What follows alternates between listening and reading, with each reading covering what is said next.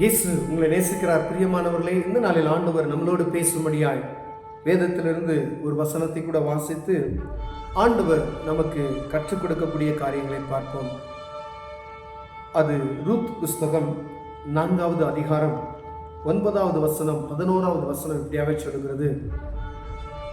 அப்பொழுது போவாஸ் மூப்பரையும் சகல ஜனங்களையும் நோக்கி, எலிமேலுக்கு இருந்த எல்லாவற்றையும் கிலியோனுக்கும் மக்லோனுக்கும் இருந்த எல்லாவற்றையும் நகோமியின் கையில் வாங்கி கொண்டேன் என்பதற்கு இன்றைய தினம் நீங்கள் சாட்சி. அப்பொழுது ஒலிமுக வாசலில் இருக்கிற சகல ஜனங்களும் மூப்பரானவர்களும் அவனை நோக்கி, நாங்கள் சாட்சிதான். உன் வீட்டிலே வருகிற மனைவியை கர்த்தர் இஸ்ரவேல் வீட்டை கட்டுவித்த 2 பேராகிய ராகேலை போலவும் லேயாலை போலவும் வாழ்ந்திருக்க செய்வாராக. நீ எப்பாப்ராத்திலே பாக்கியவனாய் இருந்து பெத்லெகேமிலே புகழ் பெற்றிருக்க கடுவாய். பாருங்க, ஆண்டவர் ஒரு இந்த இடத்துல ஒரு காரியத்தை நாம் பார்க்க முடியும். இந்த ரூத்தின் புஸ்தகம் நம்ம அநேக தடவை வாசித்து மனப்பாடமாக வைத்திருப்போம். ரூத் ஒரு அந்நிய தேசத்து பெண், அதெல்லாம் வரும். இதில் பாருங்க, இந்த போவாஸ் என்கிற பாடல்கள் நம்ம பாடணும். போவாஸ் போவாஸ் அப்படின்னு சொல்லி இந்த பாட்டு பாடுவோம் பார்த்தீங்களா. ஆனால் இந்த போவாஸ் பாருங்க, அங்கே ஒரு காரியம் நடக்கிறது. அவர்கள்ட்ட மூப்பர்கள்கிட்ட போகக்கூடிய ஒரு காரியத்தை தான். அப்பொழுது போவாஸ் சகல ஜனங்களையும் நோக்கி அப்படின்னு பாருங்க. அதே மாதிரி மேலே அப்பொழுது ஒளிமுக வாசல் இருக்கிற சகல ஜனங்களும் மூப்பரானவர்களும் அவனை நோக்கி பாருங்க.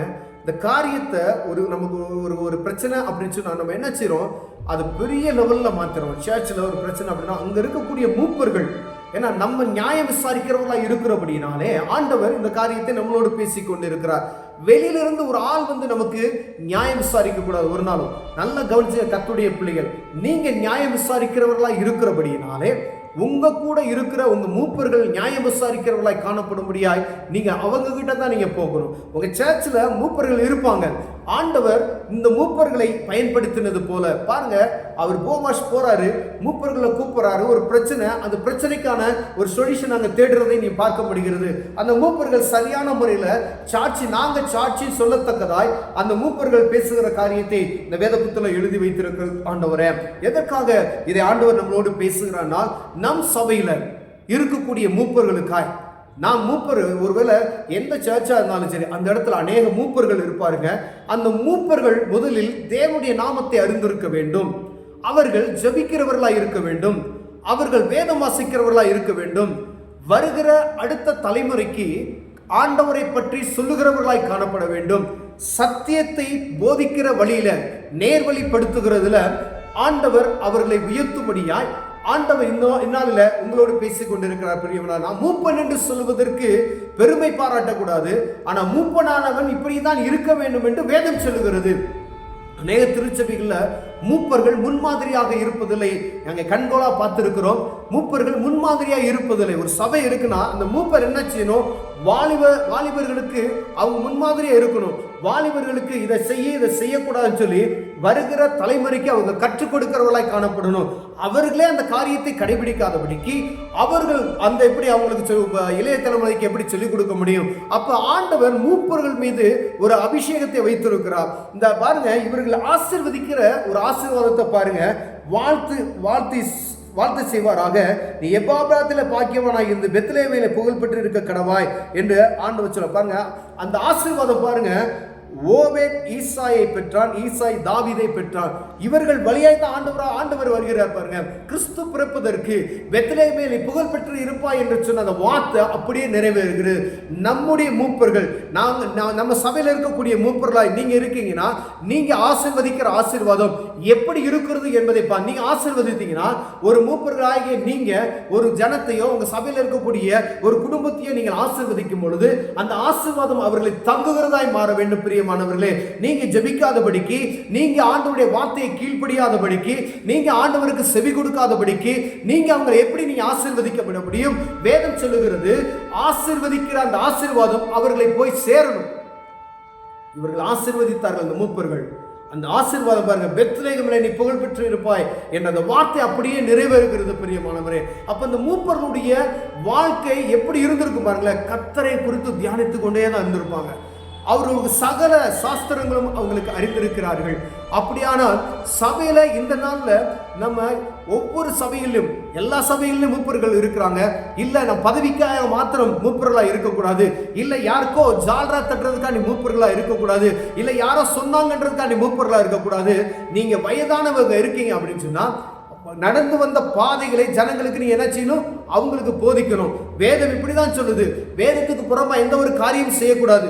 இந்த சபையில சரியான வேத வசனத்துக்கு ஒத்த காரியங்கள் மாத்திரமே நடக்கணும் என்று சொல்லி நீங்க போதிக்கணும்.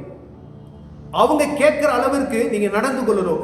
உங்களை அவங்க எதிர்த்து பேசுற அளவுக்கு இருந்தாங்கன்னா உங்களுடைய காரியங்கள் எப்படி இருக்கணும்னு பார்த்துக்குங்க.